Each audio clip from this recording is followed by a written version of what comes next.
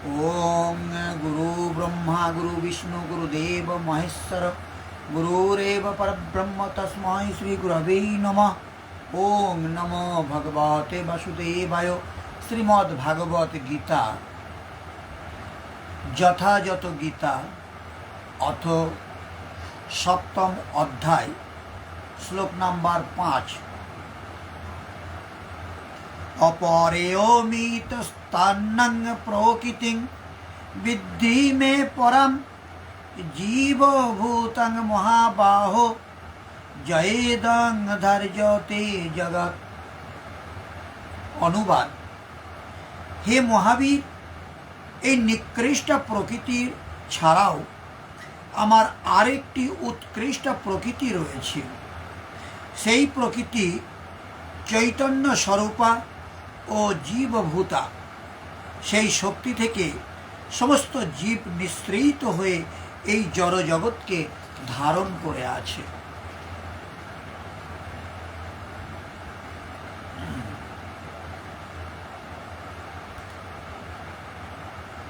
Young অর্থাৎ এই 8 প্রকারের আমার অপরা প্রকৃতি অর্থাৎ জড় প্রকৃতি। মহাবাহ অর্জুন, যেটা এর থেকে ভিন্ন সেটা আমার জীবরূপ। পরা অর্থাৎ চৈতন্য প্রকৃতি জানবে। যে শক্তি সারা জগৎ ধারণ করে আছে সে হল জীবাত্মা। প্রকৃতির সঙ্গে সম্বন্ধ থাকায় এও প্রকৃতি। তাৎপর্য কি বলছে?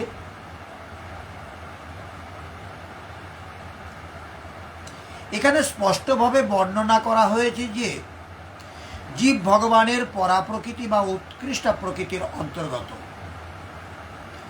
ভগবানের অনুৎকৃষ্ট শক্তিই হচ্ছে জড়জগৎ, যা ভূমি, জল, অগ্নি, বায়ু, আকাশ, মন, বুদ্ধি, অহংকার নামক এই উপাদানগুলির দ্বারা প্রকাশিত হয়েছে।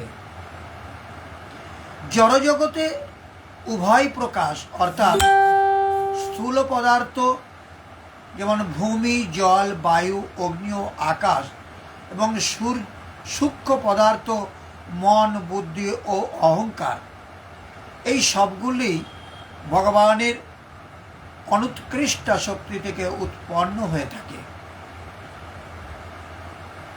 এই অনুৎকৃষ্ট শক্তিকে কাজে লাগিয়ে তার অভীষ্ট সিদ্ধির চেষ্টা করেছে যে জীব, সে হচ্ছে ভগবানের উৎকৃষ্ট শক্তি এবং এই শক্তির প্রভাবেই সমস্ত জড়জগৎ সক্রিয় হয়ে আছে।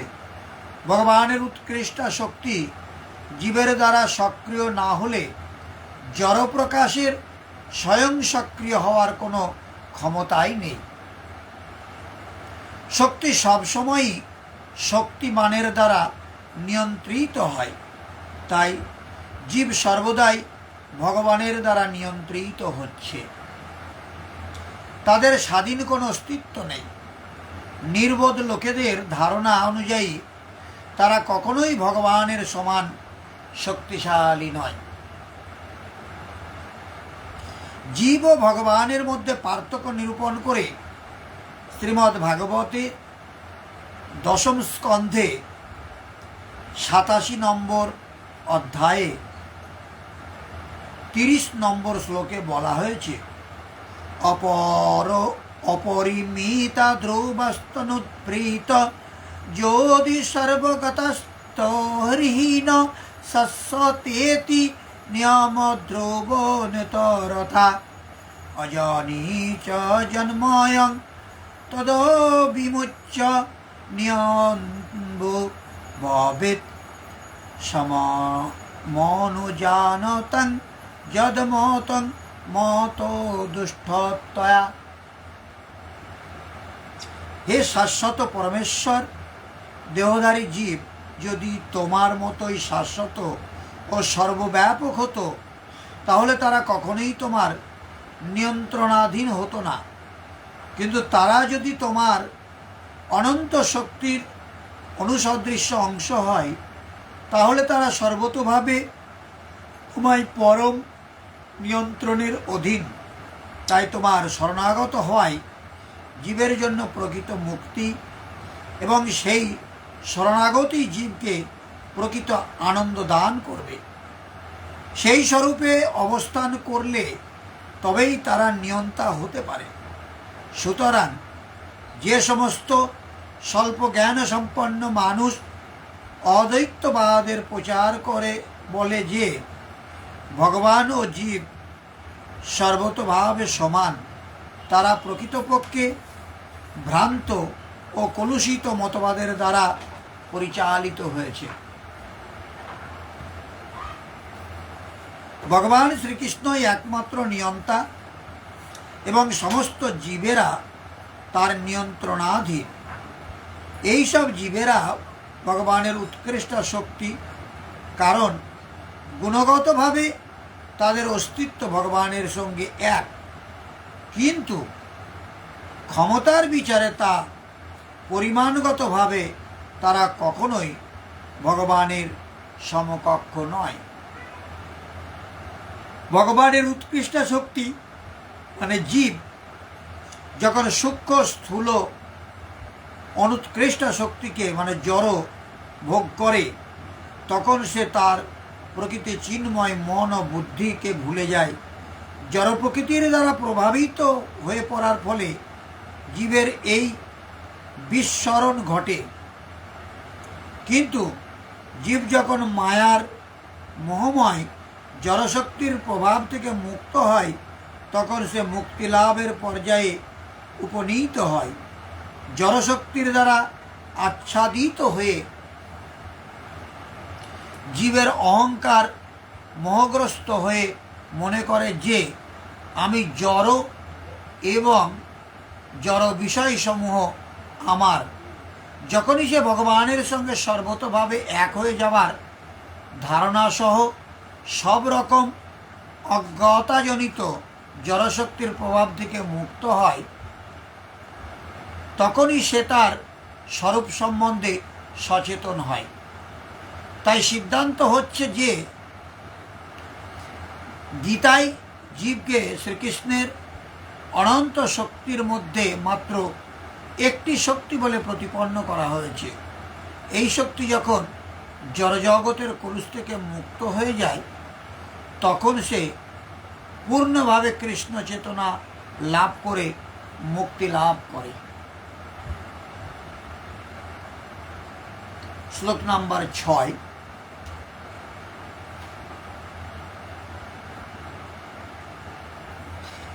এতদ্যোনিনি ভূতানি সর্বাণি তুপধারয় অহং কৃষ্ণস্য জগত প্রভাব তথা।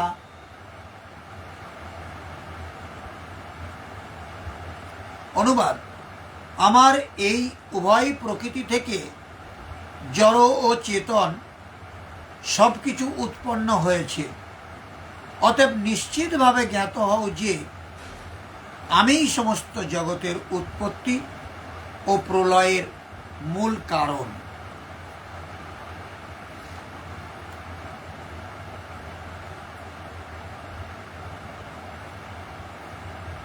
অর্জুন, এমন জানো যে সমস্ত ভূত এতদ্যোনিনি, এই মহাপ্রকৃতি, এই দুই প্রকৃতি পরা ও অপরা থেকেই উৎপন্ন হয়।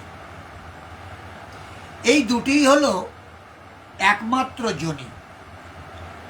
আমি সমগ্র জগতের উৎপত্তি এবং প্রলয় রূপ অর্থাৎ মূল কারণ। জগতের উৎপত্তি আমার থেকে হয় এবং প্রলয় বিলয়ও আমাতেই হয়। প্রকৃতি যতক্ষণ বিদ্যমান ততক্ষণ আমিই তার উৎপত্তি, এবং যখন কোনো মহাপুরুষ প্রকৃতির ঊর্ধ্বে চলে যান, তখন মহাপ্রলয়ও আমি, যা অনুভবে ধরা পড়ে। সৃষ্টির উৎপত্তি এবং প্রলয়ের প্রশ্নকে মানব সমাজ কৌতূহলের সঙ্গে দেখেছে। বিশ্বের বহু শাস্ত্রে একে কোনো না কোনোভাবে বুঝবার প্রয়াস চলে আসছে।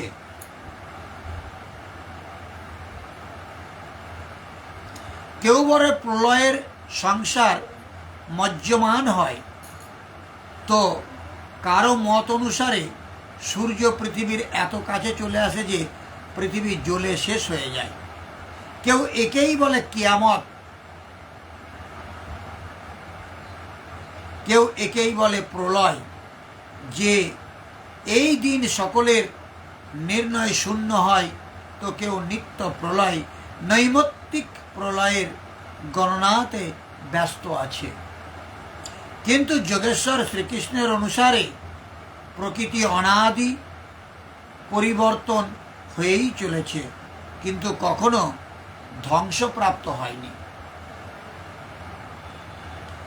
ভারতীয় ধর্মগ্রন্থের অনুসারে মনু প্রলয় দেখেছিলেন। তার সঙ্গে 11 জন ঋষি মৎস্য শৃঙ্গে নৌকা বেঁধে হিমালয়ের এক উত্তুঙ্গ শিখরে আশ্রয় নিয়েছিলেন। লীলাকার শ্রীকৃষ্ণের উপদেশ এবং জীবনের সঙ্গে সমন্বিত তার সমকালীন শাস্ত্র ভাগবতে মুন্ডক মুনির পুত্র মার্কণ্ডেয়জি প্রলয়ের যে দৃশ্য সচক্ষে দেখেছিলেন তার বর্ণনা নিম্নে প্রস্তুত করা হয়েছে। তিনি হিমালয়ের উত্তরে পুষ্পভদ্রা নদীর তীরে বাস করতেন। ভাগবতের দ্বাদশ স্কন্ধের 8ম ও 9ম অধ্যায়ের অনুসারে শৌনকাদি ঋষিগণ সুতজিকে জিজ্ঞাসা করেছিলেন যে মার্কণ্ডেয় ঋষি মহাপ্রলয়ের সময় বটপাতার উপরে ভগবান বালমুকুন্দের দর্শন করেছিলেন, কিন্তু তিনি আমাদেরই বংশের ছিলেন। আমাদের থেকে কিছু সময় পূর্বে তার জন্ম হয়েছিল।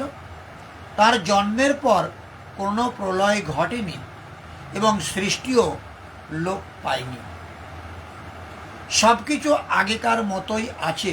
তাহলে তিনি কিরূপ প্রলয় দেখেছিলেন? সুত গোস্বামী বলেছেন যে মার্কণ্ড ঋষির প্রার্থনায় প্রসন্ন হয়ে নরনারায়ণ তাকে দর্শন দিয়েছিলেন। তখন মার্কণ্ড ঋষি বলেছিলেন যে আমি আপনার মায়া কি তা দেখতে চাই, যার দ্বারা প্রেরিত হয়ে এই আত্মা অনন্ত জনিতে ভ্রমণ করে। ভগবান স্বীকার করেছিলেন তার প্রার্থনা, তার মায়া দেখানোর জন্য।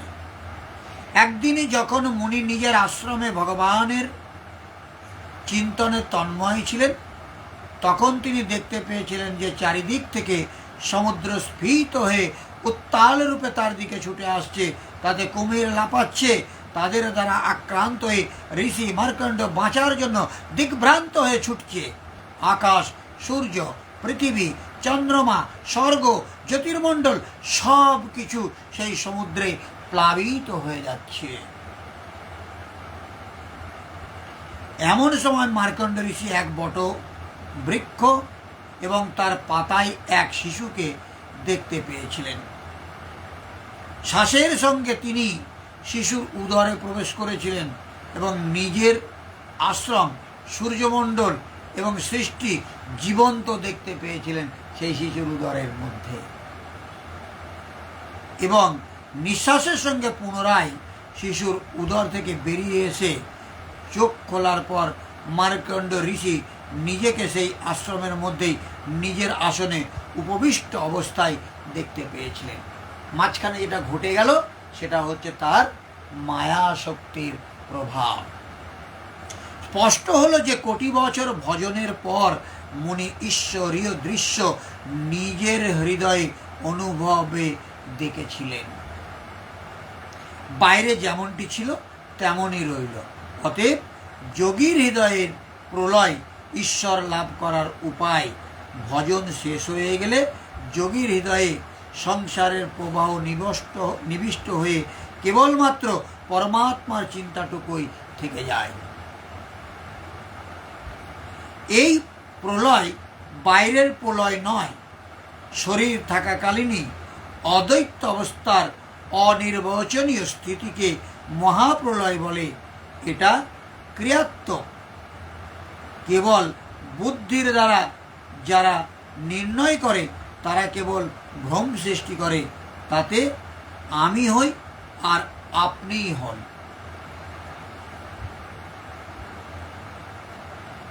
তাৎপর্যতে কি বলছে আমরা একটু দেখে নিই। বিশ্ব চরাচরে যা কিছু বর্তমান রয়েছে সেই সবই জড় ও চেতন থেকে উৎপন্ন। চেতন হচ্ছে সৃষ্টির আধার এবং জড়বস্তু এই চেতনার দ্বারা সৃষ্টি। এমন নয় যে জড়ের বিবর্তনের প্রক্রিয়ায় কোনো এক পর্যায়ে চেতনার সৃষ্টি হয়েছে, পক্ষান্তরে এই চিন্ময় শক্তি থেকেই জড়জগতের সৃষ্টি হয়েছে। আমাদের এই জড় দেহটিতে চিৎশক্তি বা আত্মা আছে বলেই এই দেহটির বিকাশ হয়। আমরা যেটাকে আত্মা বলছি, জহিরুদ্দিন ভাই বসেছে আজকে, তুমি সেটাকে রুহু বলো। তাই রুহু বা আত্মা এটা আমাদের শরীরের মধ্যে রয়েছে বলেই আমাদের শরীর বিকাশ হয়। আমরা শিশু ছিলাম, তারপরে বালক হয়েছি, তারপর তরুণ ছিলাম, এখন পৌর হয়েছি, এরপর বৃদ্ধ হব, তারপরে এই রুহু বা আলোর জ্যোতি বা আত্মা এটা শূন্যে মিলিয়ে যাবে। একটি শিশু ধীরে ধীরে বালকে পরিণত হয় এবং তারপরে সে যুবকে পরিণত হয়, কারণ ভগবানের উৎকৃষ্ট শক্তি আত্মা বা রূপ সেই দেহেতে রয়েছে। ঠিক তেমনি এই বিষয়টি বিশ্ব ব্রহ্মাণ্ডেরও বিকাশ হয় পরমাত্মা বিষ্ণুর উপস্থিতির ফলে। আমি যেটা পরমাত্মা বিষ্ণু বলছি, তুমি তাকে আল্লাহ বলছো। তিনি আছে বলে এটা সম্ভব, না হলে সম্ভব হতো না। তাই চেতন ও জড় যাদের সমন্বয়ের ফলে এই বিরাট বিশ্ব ব্রহ্মাণ্ডের প্রকাশ হয়, তারা হচ্ছে মূলত ভগবানেরই দুটি শক্তি। সুতরাং ভগবানই সমস্ত সৃষ্টির মূল কারণ। ভগবানের অনুসদৃশ্য অংশ জীব একটি গগনচুম্বী অট্টালিকা, একটি বৃহৎ কারখানা অথবা একটি বড় শহর গড়ে তুলতে পারে, কিন্তু সে কখনো একটি বিশাল ব্রহ্মাণ্ড গড়তে পারে না। এই বিশাল ব্রহ্মাণ্ডের পরম কারণ হচ্ছে বৃহৎ আত্মা বা পরমাত্মা, আর পরম পুরুষ শ্রীকৃষ্ণ বৃহৎ ও ক্ষুদ্র উভয় আত্মারই কারণ। তাই তিনি সর্বকারণের মূল কারণ।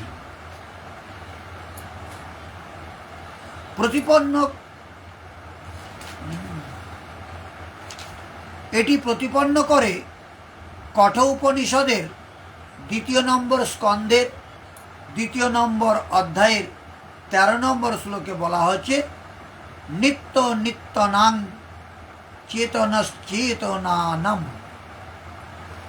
আজকে এই পর্যন্ত থাকবে। আজকে আমরা 5 নম্বর শ্লোক এবং 6 নম্বর শ্লোক 7 নম্বর অধ্যায় থেকে আলোচনা করলাম। আগামী দিন আমরা 7 নম্বর অধ্যায়ের 7 নম্বর শ্লোক থেকে আলোচনা শুরু করব। ওম সর্বে ভবন্তু সুখিনঃ, সর্বে সন্তু নিরাময়া, সর্বে ভদ্রাণি পশ্যন্তু, মা কশ্চিৎ দুঃখভাগ ভবেৎ। ওম শান্তি শান্তি শান্তি। সমস্ত মানুষ সুখী হোক, সমস্ত মানুষ রোগমুক্ত হোক, সমস্ত মানুষকে আমি দেখতে চাই তারা যেন কোনো দুঃখ ভোগ না করে। হরে কৃষ্ণ।